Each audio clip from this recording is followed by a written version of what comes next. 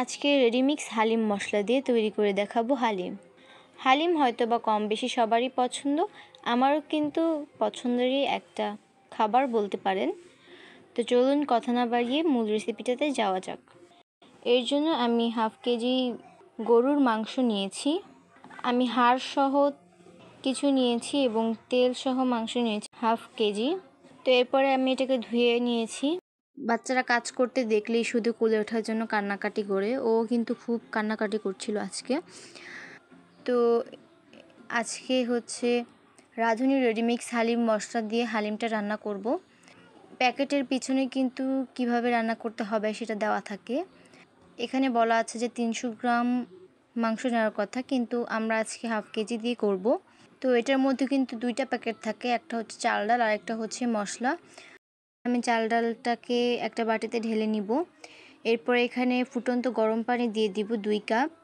এরপর এটাকে ঢাকনা দিয়ে ঢেকে রেখে দিব পাশে। আর এদিকে আমি মশলাটাকেও ঢেলে নিয়েছি। এরপর এখান থেকে আমি 1 চামচের মতো মশলা উঠিয়ে নিব। এটা আমি একেবারে শেষে দিব।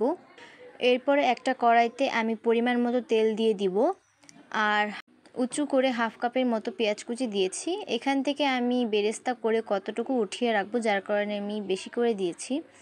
তো এরপর এখানে 2টা তেজপাতা আমি মাঝখান থেকে ছিঁড়ে দিয়েছি। তো এরপর এটাকে ব্রাউন হওয়া অবধি ভেজে নিব। তো এই তো ব্রাউন হয়ে গিয়েছে, আমি এখন বেরেস্তার জন্য কতটুকু উঠিয়ে নিচ্ছি।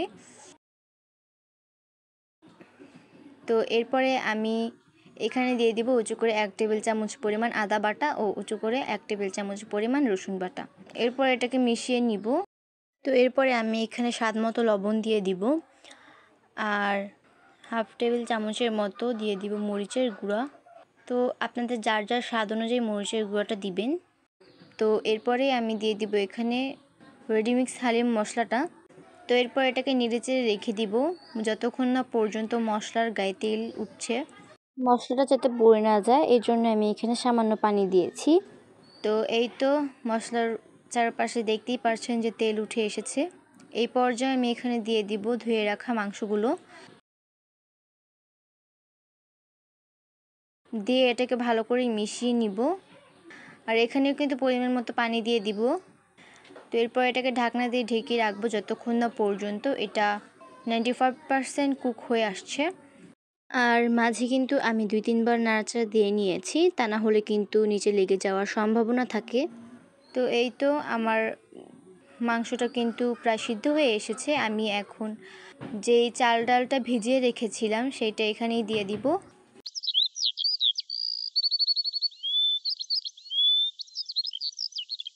তো এই তো দিয়ে দিয়েছি। এরপরে আমি এখানে আরও এক্সট্রা 2 কাপ পানি অ্যাড করেছিলাম। এটা কিন্তু মেজারমেন্ট কাপের মেপে দেওয়া পানি। তো এরপর এটাকে আবারও ঢাকনা দিয়ে জাল করে নেব যতক্ষণ না পর্যন্ত চাল ডালটা সিদ্ধ হয়ে যাচ্ছে এবং এটা অনেকটাই ঘন হয়ে আসছে। তো এই তো আমার এটা পুরো রেডি। তো এবার আমি বাগার তৈরি করে নেব। এর জন্য আমি এখানে দিয়ে দিয়েছি তেল 1/4 কাপের মতো। এরপর এখানে 4-5 কোয়া রসুন আর কয়েকটা শুকনো মরিচ দিয়ে দিয়েছি। এটা ব্রাউন হওয়া অবধি ভেজে নিব। তো এই তো এটা ব্রাউন হয়ে এসেছে। এখন আমি তেলসহ এটাকে হালিমের মধ্যে ঢেলে নিব এবং আরও কিছুক্ষণ জাল করব। তো এই তো এখন আমি যে মশলাটাকে উঠিয়ে রেখেছিলাম সেটা দিয়ে দিব উপর দিয়ে। তো এটার কারণে কিন্তু খেতে আরও বেশি ভালো লাগবে। তো এই তো আমি এখন পরিবেশন করে নিচ্ছি। আপনাদের কাছে একটা রিকোয়েস্ট করব, আমার ভিডিওটা যদি ভালো লাগে তাহলে অবশ্যই একটা লাইক দিয়ে চ্যানেলটা প্লিজ প্লিজ প্লিজ সাবস্ক্রাইব করে দিবেন। আর যারা যারা সাবস্ক্রাইব করেছেন তাদেরকে অসংখ্য অসংখ্য ধন্যবাদ। তো এই তো আমার পরিবেশনও শেষ। দেখতে যেমন লোভনীয় লাগছে, খেতেও কিন্তু ঠিক একই দারুণ স্বাদের। বিশেষ করে আমার কাছে কিন্তু খুব বেশি ভালো লেগেছে এবং বাসার সবাই কিন্তু খুব বেশি তারিফ করেছে এটা খেয়ে। তো আজকের মতো এখানেই বিদায় নিচ্ছি। দেখা হবে নেক্সট ব্লগে। ততক্ষণ সবাই ভালো থাকবেন। আল্লাহ হাফেজ।